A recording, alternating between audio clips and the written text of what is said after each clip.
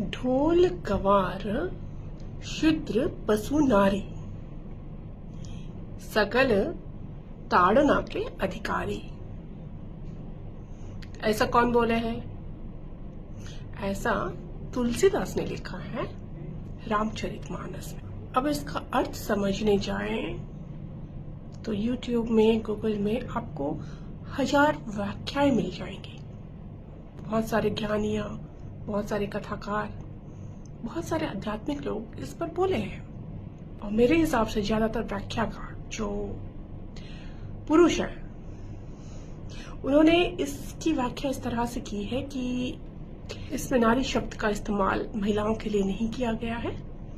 ताड़ना शब्द का जो अर्थ है, ताड़न शब्द का जो अर्थ है, वो किसी और अर्थ से व्यवहार किया गया है। खैर, मैं इस पंक्ति की व्याख्या में नहीं जाऊंगी। मैं जिस समय ये पंक्ति लिखी गई थी, रामचरितमानस लिखा गया था, उस समय नारी की सामाजिक स्थिति और आज के जमाने में, आज के समय में नारी की सामाजिक स्थिति, उसके ऊपर एक अवलोकन करना चाहूंगी। एक बार एक नारी की आंखों से, एक नारी की समझ से इस पंक्ति को और संपूर्ण सामाजिक अवस्था को एक बार समझने की कोशिश करते हैं। तब भी और अब भी नारी के जीवन में विवाह को, अपने पति को और अपने संतान को उसके जीवन का परम धर्म कहा गया है और माना भी गया है। इसके पीछे का कारण यही है कि नारी संतान धारण कर सकती है, तो नारियों की परवरिश भी उसी तरह से की गई। नारी को वो चीज चाहे न चाहे मानना पड़ा। तब भी और अब भी नारी के जीवन में ज्ञान को उतना महत्व नहीं दिया गया जितना परिवार, पति और संतान को दिया गया। कभी भी नारी को ये नहीं कहा गया कि ज्ञान प्राप्ति तुम्हारे जीवन का परम लक्ष्य है। अगर संतान धारण करने की क्षमता नारी के पास है, संतान के पालन पोषण की जिम्मेदारी भी नारी के ऊपर है, तो वो संतान धारण करे या ना करे, ये निर्णय भी नारी का होना चाहिए, जो नारी को नहीं दिया गया। विलक्षणाएं संभव हुई है, हर समय हुई है, तब भी हुई थी और आज भी हुई है। लेकिन अगर आप विलक्षणाओं के जीवन का अवलोकन करें तो एक पुरुष के समक्ष एक नारी की जो ज्ञान प्राप्ति की यात्रा रही है, बहुत ही कष्टप्रद और कठिन रही है। मैं उसी इंसान को स्वतंत्र कहूंगी जिसके पास स्वयं के जीवन का कोई भी निर्णय लेने की क्षमता हो, और ये क्षमता किसी न किसी रूप में नारी को नहीं दिया गया है। विलक्षणाओं की बात अलग है। बुद्ध मध्य रात्रि अपने नवजात शिशु और यशोधरा को छोड़कर ज्ञान प्राप्ति के लक्ष्य में राजप्रासाद से निकल गए। ज्ञान प्राप्ति के बाद उनका सम्मान हर जगह किया गया, और आज भी हर जगह पर बुद्ध की मूर्ति आपको देखने को मिलेगी।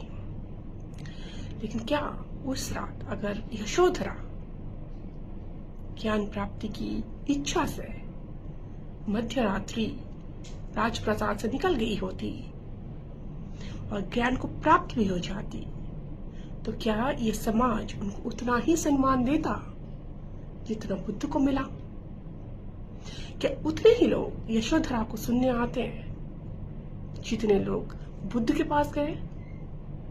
क्या आज यशोधरा की मूर्ति हर जगह पर पूजित हो रही होती? सोचिए एक बार। आप हर शास्त्र उठा लीजिए, इतिहास उठा लीजिए, रामायण, महाभारत, कोई भी ग्रंथ उठा लीजिए, हर जगह आपको ऋषि मिलेंगे, मुनि मिलेंगे, ज्ञानी मिलेंगे, लेकिन आपको ऋषिकाएं कितनी मिलती है? ऐसा नहीं कि ऋषिकाएं या ज्ञानी महिलाएं संभव नहीं हुई, विलक्षणाएं संभव हुई है, लेकिन उनको वो सम्मान नहीं मिला, उनको सुना नहीं गया, उनको माना नहीं गया। देह के कारण, चैतन्य के कारण नहीं, देह के कारण। इस बात को समझिए, समाज पुरुष प्रधान है। आम जीवन में भी एक महिला को सम्मान नहीं मिलता। आम जीवन में भी आप देखें तो शिक्षा, सम्मान, पद, प्रतिष्ठा या किसी तरह की निर्णय लेने का क्षमता नारियों के पास बहुत ही कम रहती है। विवाह के बाद नारी को घर छोड़ना पड़ता है, माता पिता को छोड़ना पड़ता है, किसी दूसरे के घर जाकर रहना पड़ता है, और वहां पर भी यातनाओं की कमी नहीं होती। कुप्रथाएं हमेशा रही हैं। सती प्रथा रही है, दहेज की प्रथा रही है, कन्या भ्रूण हत्या की प्रथा रही है, और ये सामाजिक है। अगर आप समाज सुधार की बात कर रहे हैं तो वो बहुत छोटी सी पहल है। सुधार आध्यात्मिक होनी चाहिए, सुधार चैतन्य की होनी चाहिए, सुधार आपके हृदय की होनी चाहिए, आपकी बुद्धि की होनी चाहिए। और जब तक ये नहीं होता तब तक नारी को वो सम्मान कभी नहीं मिलेगा जिसकी हकदार वो है। और चाहे इसको आप माने या ना माने, आप इस पर तर्क करें, कुतर्क करें, लेकिन ये बात तथ्य है कि इस पूरे समाज में नारी को केवल एक भोग की वस्तु के रूप में देखा गया है, और नारी को केवल काम वासना की आंखों से ही देखा गया है। किसी और रूप से देखना पुरुष के लिए मुश्किल है, और यही इस समाज की सबसे बड़ी दुर्गति है। आप विलक्षणों की बात करेंगे, एक्सेप्शन की बात करेंगे, एग्जाम्पल्स देंगे, फिर भी अनुपात को देखें और आम जीवन को देखें,